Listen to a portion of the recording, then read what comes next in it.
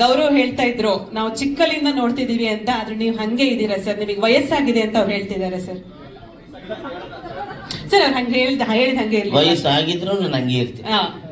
Ever Young. Sir ಏನ್ ಹೇಳ್ತೀರಿ super hit ಬಗ್ಗೆ? ಎಲ್ಲ ಪತ್ರಕರ್ತರಿಗೆ ಮತ್ತೆ ಟಿವಿ ಮೀಡಿಯಾದವರಿಗೆ ನಮಸ್ಕಾರಗಳು. ಇಲ್ಲಿ ಸುಮಾರು ಜನ ಹೇಳ್ತಾ ಇದ್ರು ಸಿನಿಮಾ ಹಂಗೆ ಹಿಂಗೆ, ಎಲ್ಲವೂ ಸರಿನೇ. ನೀವು ಮಾಡಬೇಕಾದ್ರೆ ಈ ವೇದಿಕೆ ಮೇಲೆ ನಿಂತ್ಕೊಂಡು ಈ ಸಿನಿಮಾ ಹಂಗಿದೆ ಹಿಂಗಿದೆ ಅಂತ ಇಲ್ಲಿ ಹೇಳೋದಲ್ಲ. ಈ ಸಿನಿಮಾನ ಥಿಯೇಟ್ರಲ್ಲಿ ಹೆಂಗೆ ಓಡಿಸ್ಬೇಕು, ಜನ ಹೇಗೆ ಬರಬೇಕು ಅನ್ನೋ ಪ್ಲಾನ್ನ ನೀವು ಮಾಡಬೇಕು. ಈಗ ಯಾವ ಥರ ಹೊರಗಡೆ ಪ್ರಚಾರ ಮಾಡ್ತೀರಾ ಅದ್ರ ಮೇಲೆ ಕನ್ನಡ ಸಿನಿಮಾದ ಒಂದು ಜೀವನ ನಿಂತಿದೆ ನೋಡಿ. ಎಲ್ಲ ಪತ್ರಕರ್ತರು ದೊಡ್ಡವ್ರು ಕೂತಿದ್ದಾರೆ. ಯಾಕೆಂದರೆ ಆ ಪರಿಸ್ಥಿತಿಗೆ ಬಂದು ನಿಂತಿದೆ ನಮ್ಮ ಕನ್ನಡ ಚಿತ್ರರಂಗ ಅಂತಲೇ ಹೇಳ್ಬೋದು, ಬೇರೆ ದಾರಿನೇ ಇಲ್ಲ. ಇಲ್ಲಿ ಮಾತಾಡ್ಬಿಟ್ಟು ಇಲ್ಲಿ ಹಂಗೆ ಬಂದಿದೆ ಹಿಂಗೆ ಬಂದಿದೆ ಈ ನಾನು ಪಾತ್ರ ಇದನ್ನು ಕರೆಕ್ಟು ನೀವು ಇಲ್ಲಿ ಹೇಳಿ. ನೀವು ಇದೇ ಕೆಲಸವನ್ನು ಹೊರಗಡೆ ಪಬ್ಲಿಸಿಟಿಗೆ ಜನರನ್ನ ಥಿಯೇಟ್ರಿಗೆ ಯಾವುದೇ ರೀತಿಯಲ್ಲಿ ಕರೆಸ್ಬೇಕು ಅನ್ನೋದಕ್ಕೆ ನೀವೆಲ್ಲ ಶ್ರಮಿಸಲೇಬೇಕಾಗತ್ತೆ. ಯಾಕೆಂದರೆ ಒಳ್ಳೆ ಸಿನಿಮಾಗಳು ಕೂಡ ನಮ್ಮ ಈ ಒಂದು ಪರಿಸ್ಥಿತಿಯಲ್ಲಿ, ಯಾಕೆಂದರೆ ಈ ಎಲ್ಲರೂ ರೀಲ್ಸ್ ಬಂದ್ಬಿಟ್ಟವ್ರೆ ಜನರ. ಈಗ ನಾನು ಗಿಲ್ಲಿಯವ್ರ ಬಗ್ಗೆನೇ ಹೇಳ್ತೀನಿ. 4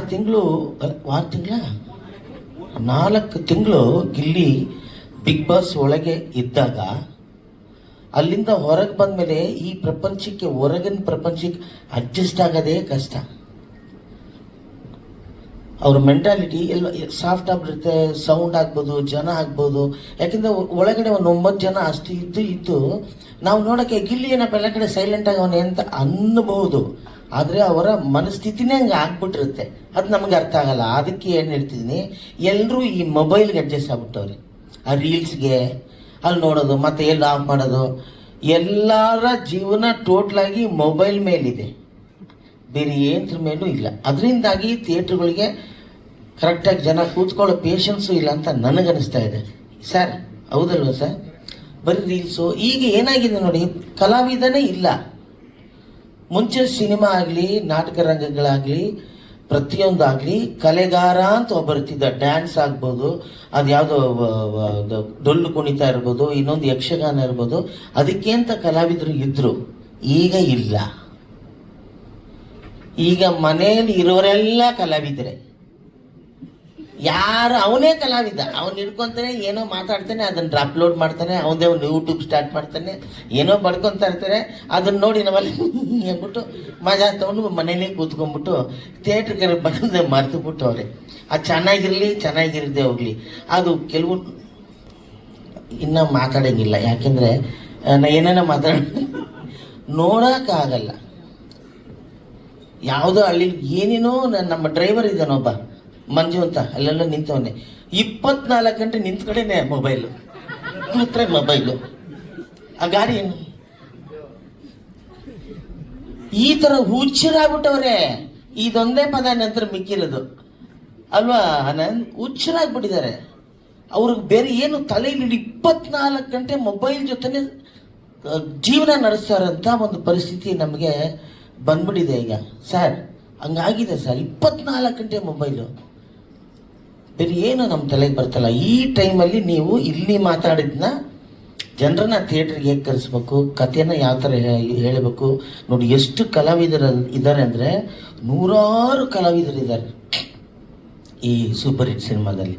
ನಾನು ಅದಕ್ಕೋಸ್ಕರ ವಿಜಯಾನಂದ್ ತುಂಬ ಒಳ್ಳೆಯ ಒಬ್ಬ ಮನಸ್ಸಿರುವಂಥ ಒಬ್ಬ ರೈಟ್ರು.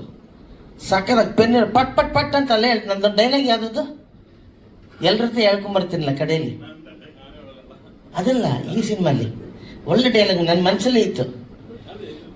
ಕಡೆಗೆ ದುಡ್ಡು ಅನ್ನೋದು ಎಲೆಕ್ಷನಲ್ಲಿ ಈ ಪೊಲಿಟಿಷಿಯನ್ ಕೂಡ ಕುಕ್ಕರ್ ಇದ್ದಂಗೆ, ಇವತ್ತಿರುತ್ತೆ ನಾಳೆ ಹೋಗುತ್ತೆ, ಏನು ಮಾಡೋಕ್ಕಾಗಲ್ಲ. ಸ್ನೇಹ ಪರ್ಮನೆಂಟಾಗಿ ಉಳಿಯುತ್ತೆ ಅಂತ ಅದು ಹೇಳಂಗಿಲ್ವಲ್ಲ. ಈ ದುಡ್ಡು ಅನ್ನೋದು ಎಲೆಕ್ಷನ್ ಟೈಮಲ್ಲಿ ಈ ಪೊಲಿಟಿಷಿಯನ್ಸ್ ಮಾರೋ ಅಥವಾ ಕೊಡೋ ಕುಕ್ಕರ್ ಇದ್ದಂಗೆ, ಅದು ಇರುತ್ತೆ ನಾಳೆ ಹೋಗುತ್ತೆ ಅಲ್ಲಮ್ಮ. ಆದರೆ ಸ್ನೇಹ ಹಂಗಲ್ಲ. ಅದು ನಮ್ಮ ಪುಟ್ಕೋಸಿ ಇದ್ದಂಗೆ ಯಾವಾಗೂ ನಮ್ಮ ಜೊತೆನೇ ಇರುತ್ತೆ ಅನ್ನೋದು ಅದು ಸ್ನೇಹ ಅನ್ನೋದು ಅಂತ ಹೇಳಿದ್ದೀವಿ. 2-3 ಡೈಲಾಗ್ ನಾಗೇಂದ್ರ ಪ್ರಸಾದ್ ಅವರೇ ನಮಸ್ಕಾರ ಹೇಳಿದ್ದೀನಿ. ತುಂಬಾ ಚೆನ್ನಾಗಿ ನನಗೆ ಈ ಸಿನಿಮಾದಲ್ಲಿ ಕಾಮಿಡಿ ಕತೆ ಹೇಗಿದೆ, ಕತೆ ಹೆಂಗಿರುತ್ತೆ ಅದೆಲ್ಲ ಈಗಿನ ಜನ್ರೇಷನ್ ಜನಕ್ಕೆ ಬೇಕಾಗೋ ಇಲ್ಲಮ್ಮ. ನಮ್ಮನ್ನು ಎಂಟರ್ಟೈನ್ ಮಾಡ್ತಾರೆ, ನಗಿಸ್ತಾರೆ ಅನ್ನೋದೇ. ಅದರಲ್ಲೂ ನಮ್ಮ ಇವರು ನಿಮ್ಮ ಪರ್ಫಾರ್ಮೆನ್ಸ್ ನನಗೆ ಭಾಳ ಇಷ್ಟ ಆಯಿತು. ಗೌರವ ಎಷ್ಟು ಈಸಿಯಾಗಿ ಲೀಲಾಜಾಲವಾಗಿ ಟೆನ್ಷನ್ನೇ ಮಾಡ್ಕೊಳ್ಳಲ್ಲ ಹುಡುಗರು. ನಾವು ತುಂಬ ತಲೆ ಕೆಡಿಸ್ಕೊಂಡ್ಬಿಟ್ಟು ಓವರ್ ಎನರ್ಜಿ ಹಾಕಿ ಪಲ್ಟಿ ಹೊಡೆದು ಹಿಂಗೆಲ್ಲ ಬಂದ್ವಿ 35 ವರ್ಷ ಅಲ್ವಾ. ಈ ನಮ್ಮ ಜೊತೆಲ್ಲ ಆಕ್ಟ್ ಮಾಡ್ಬೇಕಾದ್ರೆ ಕೆಲವ್ರು ಬೇಕು ಅಂತ ಅಡ್ಡ ಬಂದ್ಬಿಡೋದು, ಯಾಕೆಂದ್ರೆ ಅವ್ನು ಕಾಣಬೇಕಂತೆ. ಇಲ್ಲ 2-3 ಡೈಲಾಗ್ ಜಾಸ್ತಿ ಸ್ಕ್ರಿಪ್ಟಲ್ಲಿ ಇಲ್ಲ ಅಂದ್ರೂ ಓವರ್ ಡೈಲಾಗ್ ಹೇಳ್ತಾನೆ ಇರೋದು ಉದ್ದಕ್ಕೂ. ಯಾಕ್ರಿ ಸ್ಕ್ರಿಪ್ಟಲ್ಲಿ ಇಲ್ವಲ್ಲೇ, ನಾವು ಕಾಣ್ಬೇಕಲ್ಲ ಜನರಿಗೆ, ನಾನು ಹೈಲೈಟ್ ಆಗ್ಬೇಕು ಅನ್ನೋದು ಅದಲ್ಲ. ಸುಮ್ಮನೆ ಸೈಲೆಂಟಾಗಿ ಇದ್ರೂ ಹೈಲೈಟ್ ಆಗಿಬಿಡುತ್ತೆ.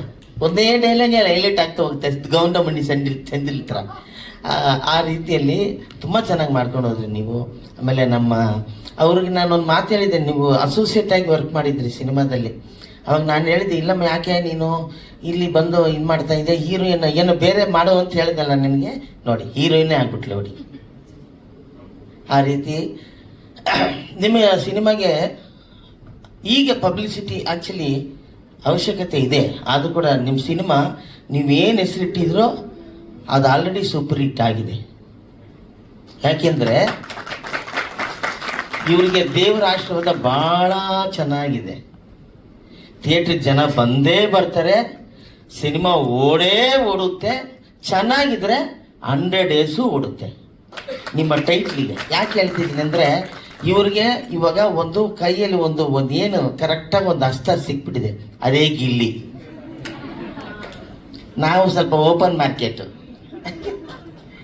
ಗಿಲ್ಲಿ ಸರಿಯಾದ ಸಮಯಕ್ಕೆ ಬಿಗ್ ಬಾಸ್ ಒಳಗೆ ಹೋಗಿ ಮಾಡದೇ ಇರೋವಂಥ ಒಂದು ಸಾಧನೆಯಿಂದ ಜನರ ಮುಂದೆ, ಬಿಗ್ ಬಾಸ್ ಅಲ್ಲಿ ಸಾಧನೆ ಅಂತ ಹೇಳ್ತಾ ಇಲ್ಲ, ಜನರ ಮುಂದೆ ಅಷ್ಟು ಹತ್ರವಾಗ್ಬಿಟ್ಟಿದ್ದಾರೆ ಗಿಲ್ಲಿ. ತುಂಬ ಹತ್ರ ಆಗಿದೆ ಗಿಲ್ಲಿ. ಈ ರೇಂಜಲ್ಲಿ ಬಿಗ್ ಬಾಸ್ ಅಲ್ಲಿ ಜನರಿಗೆ ಇಷ್ಟು ಕ್ಲೋಸ್ ಆದಂಥವ್ರು ಯಾರೂ ಇಲ್ಲ.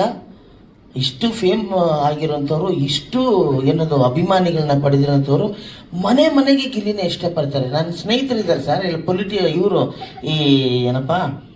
ಈ ಪೊಲ್ಯೂಷನ್ ಡಿಪಾರ್ಟ್ಮೆಂಟ್ನವರು. ಸರ್ ಒಂದೇ ಒಂದ್ಸರಿ ನಮ್ಮ ಆಫೀಸ್ಗೆ ಹೆಂಗಾರು ಮಾಡಿ ಗಿಲ್ಲಿನ ಕರ್ಕೊಂಬನ್ನಿ ಸರ್, ನಾವು ಅವ್ರ ಜೊತೆ ಒಂದು ಊಟ ಮಾಡಬೇಕು ಅಂತಾರೆ. ನಾನು ಮುಖಸ್ತುತಿಗೆ ಹೇಳ್ತಾ ಇಲ್ಲ, ಹೇಳ್ತಾರೆ. ನನ್ನ ವೈಫು ಅವಳಿಗೆ ಕೂತ್ಕೊಂಡು ಹೋಗಿ ಬಿಗ್ ಬಾಸ್ ಅಲ್ಲೇ ಗಿಲ್ಲಿ ಬಗ್ಗೆ ಬೇರೆ ಇದ್ರಲ್ಲ ಅವ್ರಲ್ಲ ಕಂಟೆಸ್ಟೆಂಟ್ಸ್, ಅವ್ರು ಏನಾರು ಹೆಂಗ್ ಮಾತಾಡ್ತಾರೆ ಅವ್ರು ಗಿಲ್ಲಿ ಬಗ್ಗೆ ಅಂತ ಎದ್ದು ನಿಂತ್ಬಿಡ್ತಾಳೆ ಅವಳು ಟಿವಿ ಮುಂದೆ.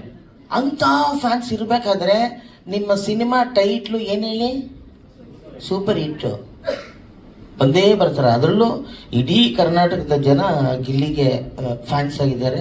ನೀವು ಅದನ್ನ ಹಂಗೆ ಉಳಿಸ್ಕೊಳ್ಳಿ. ಫ್ಯಾನ್ಸ್ ತುಂಬ ಜನ ಇರ್ತಾರೆ, ಜೋರಾಗಿ ಫ್ಯಾನ್ ಹಾಕ್ಬಿಡ್ತಾರೆ, ಸುತ್ತು ಬಿಡ್ತಾರೆ. ಅದನ್ನ ನೋಡ್ಕೊಳ್ಳಪ್ಪ ಹುಷಾರಾಗಿ. ಆ ಗಾಳಿಗೆ ಇರ್ಬಿಟ್ಯಾ ಏನಾದ್ರೂ ಕೆಳಗಡೆ ಒಂದು ಗಮ್ಮ ಕಣ್ಸ್ಕೊಂಡ್ಬಿಡು. ಯಾವ ಫ್ಯಾನಿಗೂ ನೀನು ಗಾಳಿಗೆ ಹೋಗದಂಗೆ ಸ್ಟ್ರಾಂಗ್ ಆಗಿರೋ ಲಾಂಗ್ ಸ್ಟ್ಯಾಂಡ್ ನೀವು ಇರ್ತೀರ. ಸೊ ಅದಿರೋದ್ರಿಂದ ನಿಮಗೆ ಯಾವ ರೀತಿ ಬಿಸ್ನೆಸ್ಸಲ್ಲೂ ತೊಂದರೆ ಆಗಲ್ಲ, ಏನೂ ಆಗಲ್ಲ. ಆದರೆ ನಮ್ಮ ಎಲ್ಲ ಪತ್ರಕರ್ತರ ಮತ್ತು ನಮ್ಮ ಮೀಡಿಯಾ TV ಮೀಡಿಯಾದವರ ಆಶೀರ್ವಾದನೂ ಬೇಕು, ಅವರ ಬೆಂಬಲನೂ ಬೇಕು, ಆಮೇಲೆ ಅವರ ಪ್ರಚಾರನೂ ಬೇಕು. ಅದನ್ನು ಮಾಡಿ ಅಂತಲೇ ಇದೊಂದು ವೇದಿಕೆ ಸೃಷ್ಟಿ ಮಾಡಿದ್ದಾರೆ ಸರ್. ಯಾರು ಏನೇನೇ ನಮಗೆ ನಾವೇ ಹೊಗಳ್ಕೊಂಡ್ರು ಹೊಗಳ್ಬೇಕಾಗಿರೋದು ಯಾರು, ಜನ. ಥಿಯೇಟ್ರಿಗೆ ಬರಬೇಕು, ನೀವು ಆ ಕೆಲಸ ಮಾಡಿ ಅಂತ ಹೇಳ್ತಾ ಡಾಕ್ಟರ್ ನಾಗೇಂದ್ರ ಪ್ರಸಾದ್ ಅವರು ಬಂದ್ಬಿಟ್ಟಿದ್ದಾರೆ.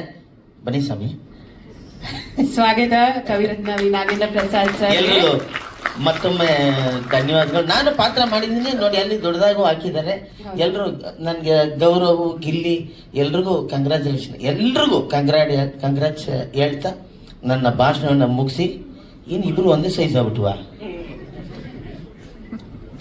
ಶೂಟಿಂಗ್ ಎಕ್ಸ್ಪೀರಿಯನ್ಸ್ ಬಡ್ದು ಬಾಯಿಗೆ ಹಾಕೊಂಡ್ರಲ್ರಿ ಸಾರ್. 1 ನಿಮಿಷ ಇದಕ್ಕೂ ಕೂಟ ಬಿಡ್ಲಿಲ್ಲ ನನ್ನ.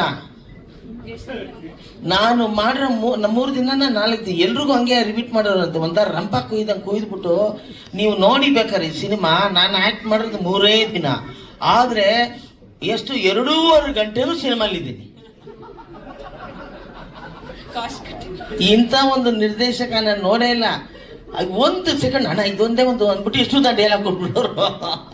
ಇಲ್ಲ, ಭಾಳ ಒಳ್ಳೆಯವ್ರಿಗೆ ಆನಂದ. ಯಾಕೆಂದರೆ ನಾನು ತುಂಬ ಸಿನಿಮಾ ಯಾವುದೋ ನಗೆ ಬಾಂಬು ಮತ್ತು ಸುಮಾರು ಸಿನಿಮಾಗಳ ಜೊತೆ ಕೆಲಸ ಮಾಡಿದ್ದೀನಿ.